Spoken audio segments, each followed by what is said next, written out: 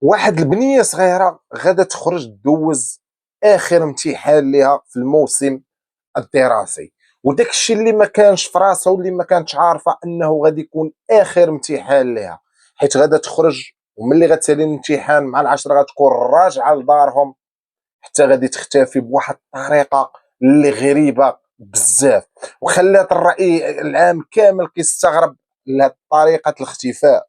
والديها بقاو في حيره، شنو وقع ليها وكيفاش اختفات وشنو كان المصير ديالها في النهايه. القضيه ديال اليوم وقعت بالجزائر، وبالضبط في ولايه قسنطينه في منطقه سميتها الزياديه، في كتسكن العائله ديال مروه اللي عندها 13 عام. هاد العائله كتكون من اب والزوجه ديالو. الاب كان استاذ ديال اللغه الانجليزيه في المؤسسه اللي كتقرا فيها بنته مروه كانت دريه زوينه ظريفه ما كديرش المشاكل، كتقرا مزيان. نمشيو ليوم الخميس 22 في شهر 5 من سنه 2025، كان هذاك هو اخر امتحان ديال مروه اللي كان عندها في الموسم الدراسي ديالها، اللي كان عندها من 8 حتى ل 10 ديال الصباح، ساعتين. كيف العاده قبل ما تخرج سلمت على والد على الام ديالها على الوالد ديالها، ومشات خرجت تقضي الامتحان ديالها. سالات الامتحان، خرجت هي وصحاباتها، سلمت عليهم قالت لهم راه غادا ندوز الحانوت نقضي شي حاجه، صحاباتها مشاو في حالهم وهي مشات للحانوت. دازت مده، ساعه من بعد العشره، ساعتين من بعد العشره، ثلاثه السوايع من بعد العشره، اربعه السوايع من بعد العشره، والو. واش بانت مروه اختفت بواحد الطريقه اللي غريبه وما رجعش لدارهم. والديها بقاو كيتسائلوا بزاف. ملي دازوا هاد السوايع مشاو للمدرسه ديالها، مشى عند المدير اللي اكد ليه بان الكاميرات شدوا مروه حتى خرجت من المدرسه هي وصحاباتها، يعني كملت الامتحان ديالها وخرجات. فين مشات الله اعلم. سولوا صحاباتها كيأكدوا بانها خرجت معاهم وقالت لهم انا غنمشي للحانوت. الحانوت اصلا اللي كان قريب للدار، هم مشاو من اتجاه اخر. دازوا شي 8 السوايع، مشى الاب ديالها عند الدرك الملكي، خبرهم بداك الشيء اللي كاين. جاو المؤسسه كيقلبوا كيسولوا في الكاميرات، وفعلا تاكدوا في الكاميرات ان مروه خرجت واتجهت في هذا الاتجاه ديال الحانوت بوحدها، والدريات اللي معاها صحاباتها اتجهوا في الاتجاه المعاكس، يعني ما عارفين عليها والو، بدون فائده. يعني ما استفدوا حتى شي حاجه من هذه المعلومه اللي كانت في الكاميرا. بداو كيسولوا الاب ديالها واش عندكم شي عداوه مع شي حد، شي حد زعما اللي يكون بغى ينتقم منهم ولا شي حاجه. كاينه واحد المعلومه نخليوها حتى من بعد وغادي نقولوها. واش شي حد كيحضي مروه، واش مروه عندها كانت كتلمح عليكم بانها ممكن باغا تهرب، ممكن هذه بزاف ديال الحوايج هضروا معاك كياكد لهم ان حتى شي حاجه ما كاينه من هذا الشيء. دازت يوم واحد، مروه اللي في عمرها 13 عام كتقضي هذا اليوم خارج المنزل ديالهم، كتقضيه ما عارفيناش فينا هي، واش ميته واش حيه، الله واعلم. الشعب الجزائري والاسره ديال مروه غيديروا ايد في ايد وغيقلبوا عليها في جميع البلايص. رجال الدرك جابوا الكلاب البوليسيه وكيقلبوا جميع ديال الانحاء، كيقلبوا على مروه لعل وعسى يلقاو شي خيط اللي يوصلهم لهاد الدريه. كان واحد الحانوت بين الدار والمدرسه، مشاو رجال الدرك عنده باش ياخذوا من عنده كاميرات ديال التسجيل باش يشوفوا شنو مسجلين، لكن قال لهم رفض بانهم يشوفوا شنو كاين في الكاميرات، تيجيبوا امر من ولايه الجمهوريه باش انهم يقلبوا هذوك الكاميرات. فعلا مشاو ما قلبوهمش، ملي جاو عنده جابوا الامر بتقلاب هذوك الكاميرات، قلبوهم وما لقاو فيهم والو وما مسجلين حتى شي حاجه. الاب ديال مروه غيلتجئ لوسائل الاعلام، غادي يمشي غيصاوب كونت في التيك توك في الانستغرام في الفيسبوك غيبارطاجي الاختفاء ديال بنته، وقال لهم اللي لقى لي بنتي عنده مكافاه ويحط النيميرو ديالو، وقال لهم اللي لقى لي بنتي واللي مختطفه اللي بغى اي حاجه انا نعطيها ليه غير ترجع لي بنتي صحيحه فصيح. وهنا الامر ولا اش غنقول لكم، هز الراي العام بواحد الطريقه اللي كبيره وطريقه اللي غريبه ديال بصح فين مشات مروه، كيفاش اختفت. واحد اليوتيوبرز جزائري خرج وقال بان مروه فالعائلة راه في راسهم انها مشات، وفي اخبارهم بانها مشات وهربات حيت كانت باغا تتزوج بشي واحد، وهو والديها ما خلاوهاش، ناضت هربت، هم عارفين في كاينه، وراكم رديتوا راي عام وهادي وهادي وهادي بزاف ديال الحوايج. هذا غلط كبير داروا وخاصو يتحاسب عليه، وخاصهم ياخذوا في حقه شي اجراء، حيت هاد السيده هاد الدريه اختفات بواحد الطريقه اللي غريبه. خليكم معنا حتى النهايه باش نعرفوا شنو وقع المروه. رجال الدرك غادي يوسعوا البحث، غيجيبوا المشتبهين ويحقوا مع بزاف ديال الناس، لكن بدون فائده، بدون راس خيط غادي يوصلوا ليه. شنو الحل في نظركم؟ حتى دازت شهر على مده الاختفاء ديال مروه، بالضبط 24 في شهر 6 من سنه 2025 غيجي اتصال الرجال الدرك بان واحد السيد كان في واحد الغابه سميتها غابه الوحش اللي قريبه من منطقه السكن ديال مروه.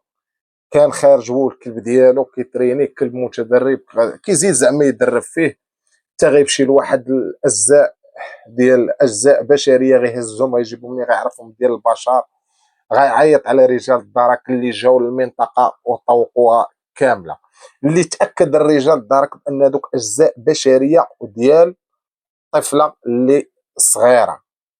من بعد ما انتشر الخبر وكل شيء عرف بانهم لقاو اجزاء بشريه في ديك الغابه اللي قريبه للمنطقه اللي كتسكن فيها مروه، الناس اللي كانوا متبعين القضيه كل شيء بدا يقول بان هذيك مروه لقاوها مقطعه تماك. كل شيء بدا كيكتب، كل شيء بدا كيقول. خرج الاب ديالها في واحد اللايف قال ما تسبقوش الاحداث، وهذيك راه ماشي بنتي، وكنتمنى ان شاء الله ما تكونش بنتي. رجال الدرك جابوا هذيك الدريه وعيطوا على الاسره ديال مروه، والاب ديالها ما قدرش يشوف الجثه المقطعه. خداو من عنده عينه، وخداو عينه من عينه الار دي ان منه، وعينه الار دي ان من من هذوك الاجزاء البشريه. ومن بعد 48 ساعه غتخرج النتيجه واش متطابقه، واش هي بنته ولا ماشي بنته. وفعلا من بعد 48 ساعه غادا تخرج وغيتبين بان هذيك هي بنته مروه اللي لقاوها مقطعه، وكان باين بانها ميته ومقطعه بمده كبيره، يعني ماشي في نهار 24 شهر 6 عاد تقطعت، حيت كانت في واحد الدرجه ديال الانحلال اللي كبيره.